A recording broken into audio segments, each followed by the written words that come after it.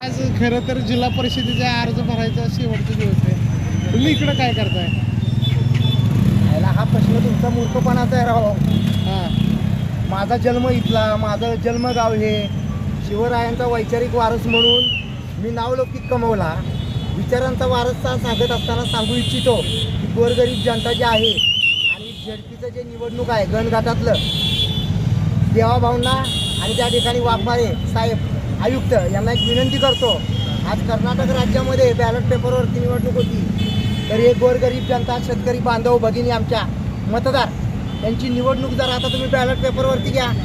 5 तारखेला आहे ना, तुम्ही उमेदवार फोडून नेताय का रात्री? बॅलेट पेपर छापायला किती खर्च लागतो?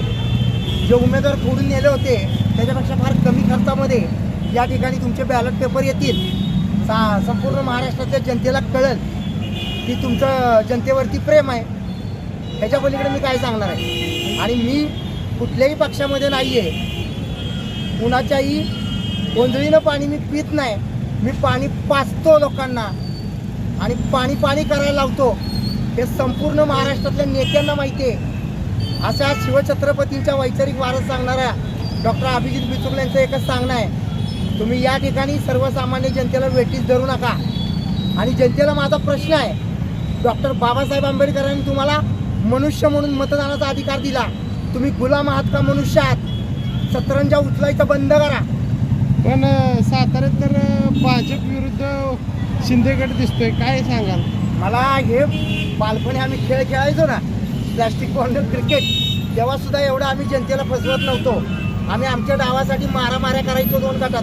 आम्ही सख्खे भाऊ खेळायचो तेव्हा. त्याचे 6 गडी, माझे 6 गडी.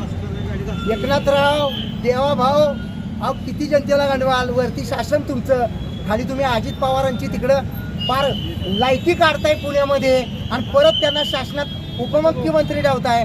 अजितदादा, मला तुम्हाला विचारायचं आहे, मी सुद्धा तुमच्या विरोधात राहिलो पण माझी जीभ कधीही घसरली नाही. काय चाललंय? पवार साहेबांच्या पुतण्याला एवढ्या शिव्या पडतात? काय चाललंय हे? एक लक्षात ठेवा अजितदादा, मी तुम्हाला एक सांगू इच्छितो, डॉक्टर अभिजित बिचुकले यांचा आदर्श घ्या. कुणाच्याही दारात मी जात नाही. तुमच्या त्या भ्रष्टाचाराच्या नावाखाली भाजप तुम्हाला आतल्या हाताने हाणतंय. कसं सहन करता तुम्ही? माझे आदर्श घ्या Ajitdada. You are my lovely brother. काल उदयनराजेंना भाजपच्या बैठकीत निघून जावं लागलं, काय सांगाल? ह्या गोष्टीकडे कसं बघताय? उदयनराजे, तुम्ही आमचे थोरले बंधू आहात. काय चाललंय ह्या देशात? देवाभाऊ तुम्हाला मालक म्हणतात आणि भाजपनं तुम्हाला काय केले हे तुम्हीच माझ्या सातारच्या जनतेला सांगा. तुम्ही कोण आहात? मी कोण आहे हे सांगतो. शिवरायांचा वैचारिक वारस, कारण विचारांचा वारसा चालवायचा असतो. शरीरानं छत्रपती शिवाजी महाराज आपल्यातनं केले, डॉक्टर बाबासाहेब आंबेडकर गेले, पण त्यांचे विचार मी जिवंत ठेवतोय. कारण मी शिक्षण घेतलंय वाघिणीचं दूध आणि मी गुलामगिरी कुणाच्याही राहत नाही. उदयनदादा, मी तुमच्याबरोबर सुद्धा काम केलं नाही. कसा करीन इतर पक्षांबरोबर काम? त्या पक्षांना मी तुमच्या भाषेत सांगतो, मी कोलतो पक्षांना सगळ्या.